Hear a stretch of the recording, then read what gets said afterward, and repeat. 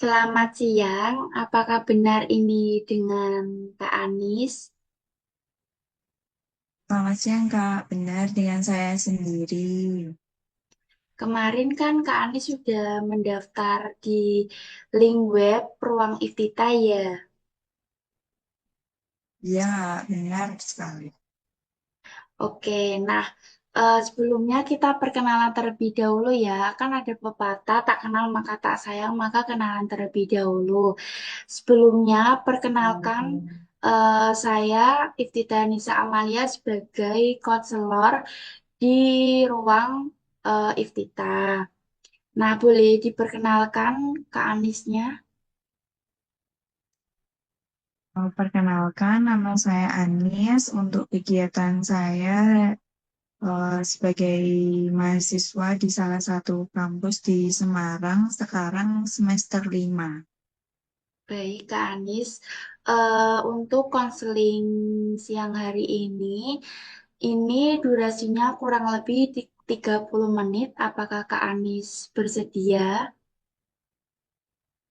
Ya Kak, Oke, nah nanti Kak Anis itu tidak perlu risau ataupun khawatir ketika persoalan Kak Anis yang Kak Anis ceritakan kepada saya akan menjamin kerahasiaannya dan tidak akan dibocorkan kemana-mana. Begitu ya, Kak? hmm, Oke, nah sebelum membicarakan masalah Kak Anis lebih lanjut, saya ingin mendengar lebih banyak tentang Kak Anis. Apakah diperbolehkan, Kak? boleh banget Kak. Oke, nah biasanya nih kegiatan apa saja yang Kak Anis nikmati dan di mana Kak Anis merasa sangat mahir dalam melakukan kegiatan tersebut. Untuk kegiatan sehari-hari saya sih itu kuliah, terus untuk pulang kuliah langsung lanjut kerja, kayak jadi freelance gitu loh Kak. Terus apa? Jadinya kayak saya lebih baik dalam memanajemen waktu saya.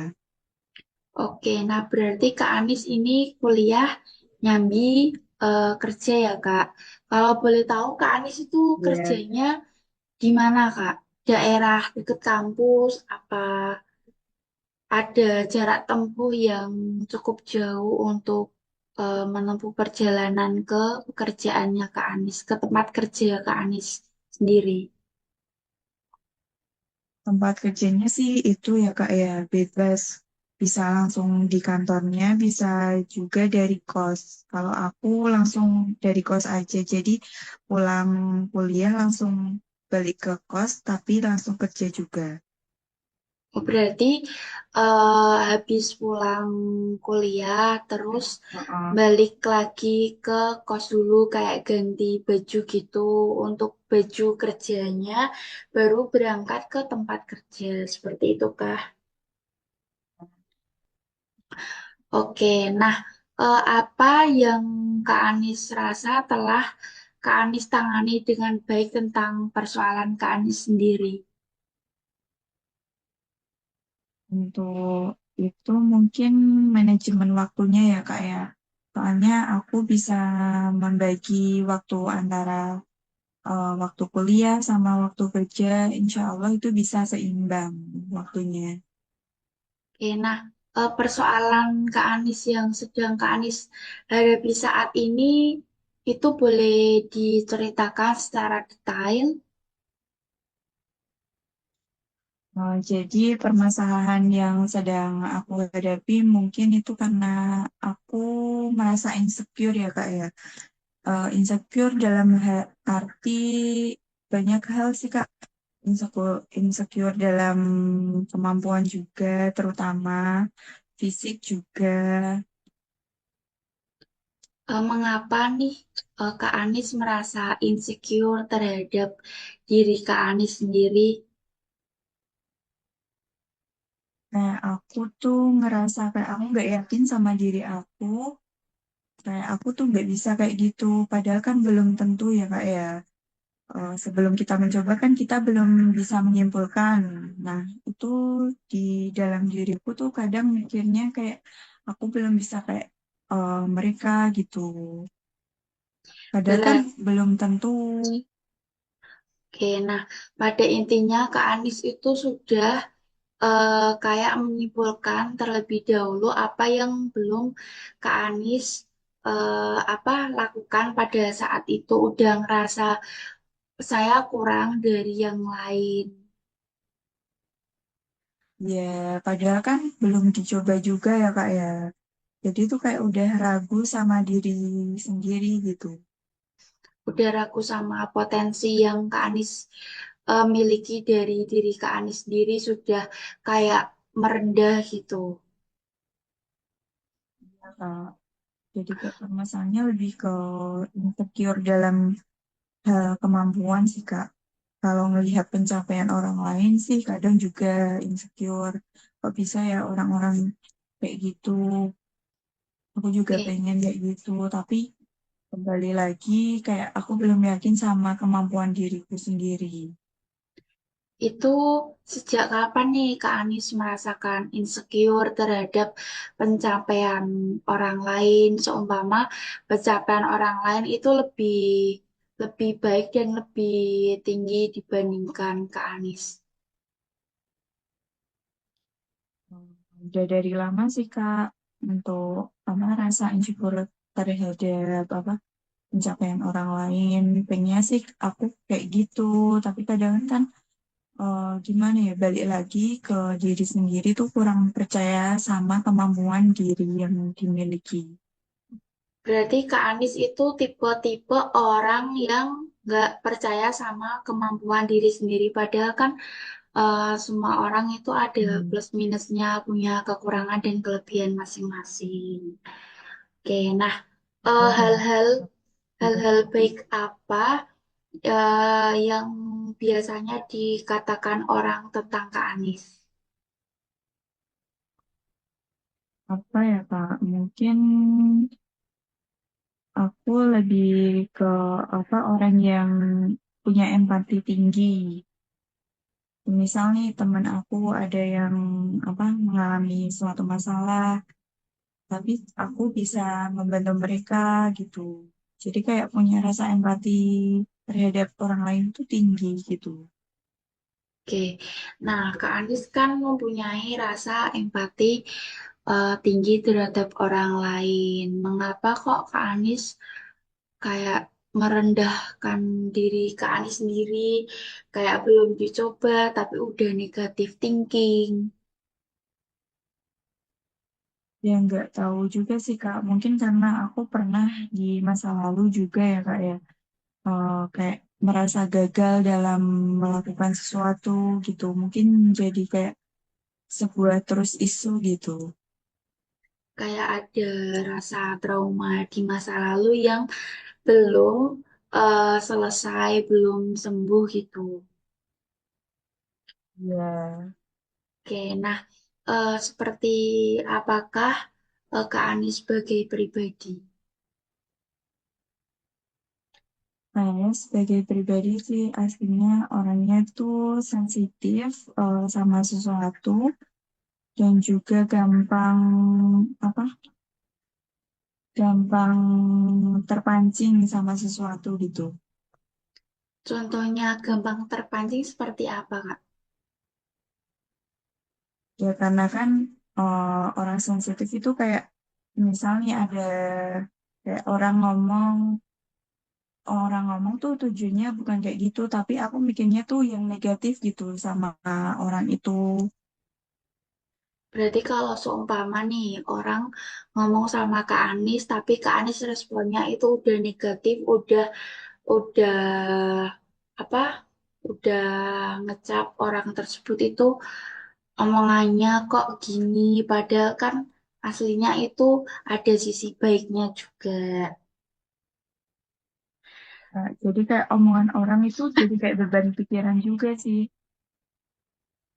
Pernah nggak sih omongan orang lain pernah membuat Kak Anies itu overthinking pada saat malam hari? sering sih Kak. Gimana ya ngejelasinnya? Soalnya tuh apa ya orang-orang itu kadang kan bicaranya kan padahal menurut mereka, kalau menurut mereka tuh kayak halus, tapi menurut aku tuh kayak kasar gitu. Itu nanti jadi kayak beban pikiran. Aku salah apa ya sama orang itu? Kok orang itu bisa ngomong kayak gini ke aku gitu. Itu sampai kalau orang ngomong terus sampai ke Anis overthinking itu biasanya seringnya itu berapa berapa hari sekali gitu, maksudnya setiap malam kah, apa setiap seminggu sekali Kak Anis overthinking atau bagaimana? Juga sih Kak, kayak misalnya aku lagi ngerasa capek itu aku bakal lebih eh, jadi sensitif sama omongan seseorang atau perlakuan seseorang terhadap aku. Jadi nggak Oke, tiap hari juga. oke. Nah, hal-hal positif apa yang terjadi pada kehidupan kamu saat ini? Untuk hal-hal positifnya sih aku lebih menikmati hidup ya Kak ya. Misal kayak apa, lagi jalan-jalan bareng sama teman-teman aku gitu. Berarti itu ya kayak hal-hal positifnya itu jalan-jalan bareng sama teman nih. Kalau merasa Kak Anies boring atau gabut, biasanya Kak Anies tuh Hmm. refreshingnya jalan-jalan. Terus sering nggak kalau Jalan-jalan kayak sama ke teman. mall gitu? Kayak Iya, kayak ke kadang mall. semisal ya kak, semisal kayak apa kerjanya udah selesai semua, terus WA sama teman, ayo jalan-jalan yuk gitu. Oke. Biasanya itu ada target gak kalau seumpama jalan-jalannya itu seminggu 2 kali, apa seminggu sekali, atau bagaimana? Kalau target sih nggak ada ya kak ya, mungkin lebih ke pas weekend aja. Soalnya kan emang benar-benar nggak ada tugas kuliah, nggak ada kerjaan, jadi untuk mengisi waktu itu buat jalan-jalan aja sama teman-teman gitu. Biasanya itu menghabiskan waktu berapa jam nih kalau weekend gitu untuk refreshing? Mungkin dari siang sampai sore sih Kak, terus eh, sorenya balik ke kos terus istirahat. Soalnya kan buat persiapan Seninnya kan kuliah lagi sama kerja lagi. Oke, nah kapan nih Kak Anis merasa rileks atau bahagia? Ya saat itu, saat jalan-jalan sama teman, nggak ada beban, tugas kuliah sudah selesai semua, terus nggak ada kerjaan yang apa mepet deadline gitu. Oke, nah adakah saat di mana Kak Anis itu merasa sedikit terkurangi atas persoalan atau permasalahan yang Kak Anis hadapi saat ini? Ya untuk itu sih karena apa? Ketika tugas udah selesai semua, nggak ada beban, terus jadi kayak hidup tuh kayak berasa rileks aja. Jadi nggak ada ketanggungan gitu loh, Kak. Oke. Berarti kayak udah enjoy gitu menikmati aktivitas Heeh. aktivitas yang Kak Anis jalani saat ini. Ya, heeh, udah selesai semua, jadi nggak ada beban lagi. Oke, nah menurut Kak Anis sendiri apa yang Kak Anis biasa lakukan dalam penyelesaian masalah Kak Anis, meskipun itu hanya menyelesaikan persoalan sedikit, sedikit yang Kak Anis hadapi saat itu. Mungkin lebih ke banyak merenung sama apa introspeksi diri sih, Kak. Aku kayak gini tuh bener apa enggak gitu.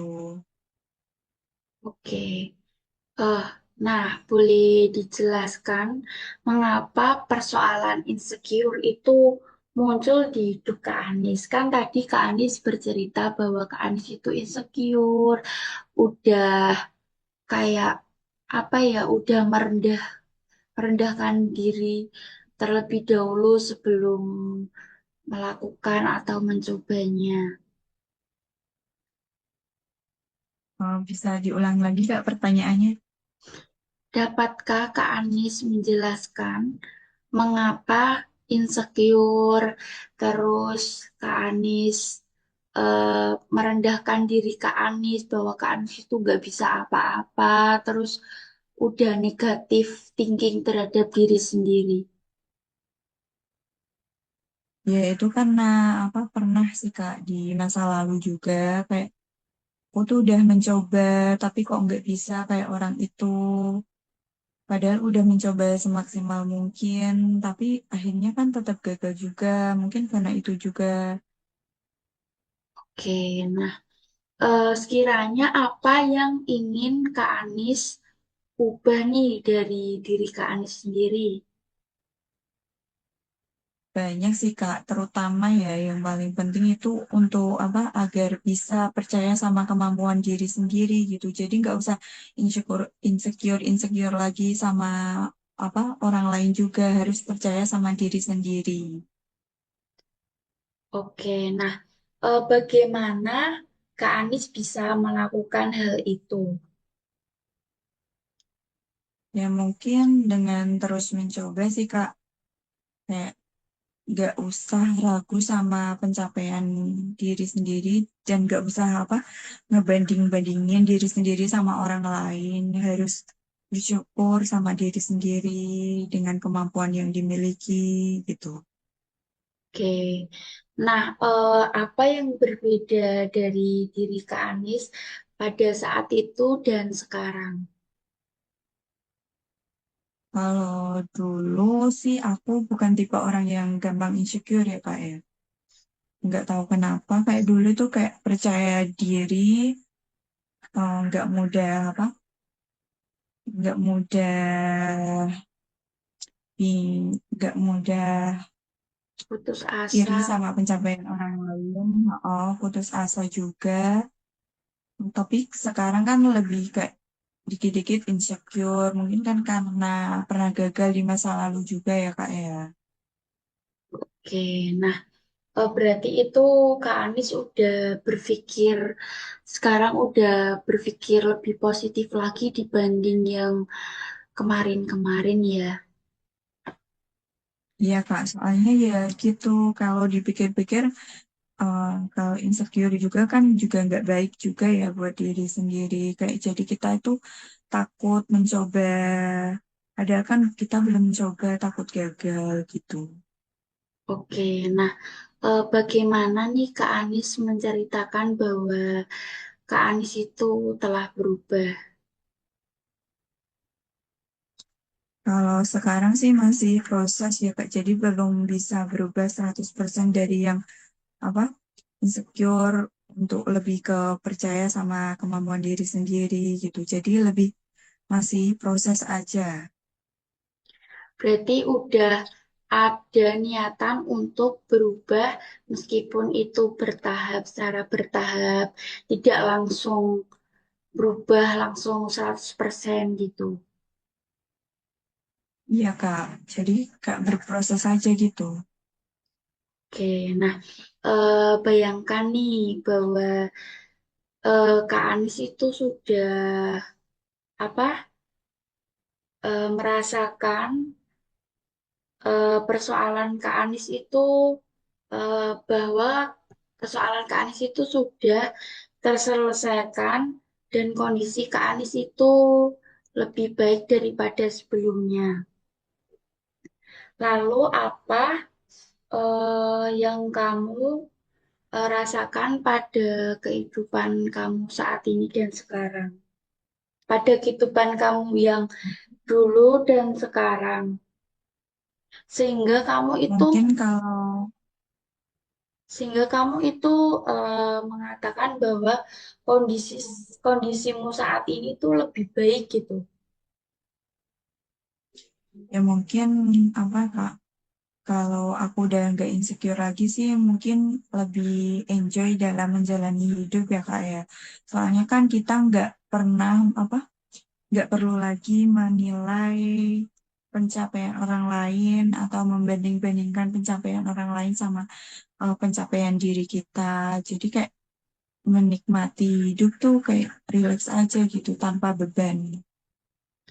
Oke, berarti kayak udah dibuat enjoy. Ya lebih ke enjoy. Jadi kayak hidup tuh ya udah dijalanin aja sesuai kemampuan sama apa kemampuan diri kita sendiri. Oke, nah dari skala 1 sampai 10 persoalan Kak Anis itu di angka nomor berapa nih? Berapa ya Kak? Ya mungkin 5/10 deh Kak. 50-50 ya, berarti udah agak, Ya, udah heeh. ada yang positif, ada yang negatif, maksudnya itu nggak terlalu di angka yang tinggi banget gitu. Itu apa persoalan Mm-mm. insecure-nya. Iya. Oke, nah kejadian apa nih yang pernah Kak Anis alami ketika diri Kak Anis itu berhasil mendapatkan apa yang Kak Anis inginkan? Apa ya Kak? Ya mungkin lebih ke misal nih kayak aku punya target untuk mencapai sesuatu. Ketika berhasil tuh aku pasti kan lebih senang banget kan. Kayak nggak ngerasa, oh perjuanganku nggak sia-sia nih buat dapetin hal itu gitu. Oke, nah kalau boleh tahu planning ke depan oleh Kak Anis sendiri ingin seperti apa? Untuk planning ke depannya, balik lagi ke permasalahan kan tadi insecure ya Kak. Untuk planningnya jadi kayak lebih bersyukur gitu. Nggak usah iri sama pencapaian orang lain, harus percaya sama kemampuan diri sendiri. Berarti planning ke depannya itu harus bersyukur, terus harus Ya nggak boleh insecure lagi. nggak boleh insecure lagi. Kalau saat ini udah diterapkan oleh Kak Anis, kalau kita itu tidak boleh insecure. Iya sih Kak, lebih kayak apa scroll-scroll di media sosial, cara untuk mengatasi rasa insecure tuh kayak gimana, harus kayak gimana aku biar nggak insecure gitu. Berarti Kak Anis itu udah buka sosmed, kayak lihat podcast-podcast podcast gitu tentang kita itu tidak boleh insecure, harus bersyukur pada diri kita sendiri. Oke. Terus Nah, oke. Nah, tadi kan Kak Anis sudah melakukan konseling nih. Seberapa komitmenkah Kak Anis dalam proses konseling pada siang hari ini meskipun online atau daring ya, Kak? sebelumnya aku berterima kasih ya Kak sama Kak Tata udah memberikan waktunya untuk aku apa cerita-cerita tentang permasalahanku. Jadi untuk kedepannya sih kayak semisal ada permasalahan lagi aku bisa lah konseling lagi sama Kak Tata. Oke, saya ucapkan juga terima kasih kepada Kak Ani sudah bercerita dengan saya meskipun lewat daring atau online. Nanti kalau seumpama Kak Anis ingin bercerita lagi, boleh mengisi link yang ada di web di ruang Iftita ya Kak. Ya Kak, Oke Kak, ini waktunya kan udah kurang lebih 35 menitan ya Kak. Kita akhiri konseling pada siang hari ini.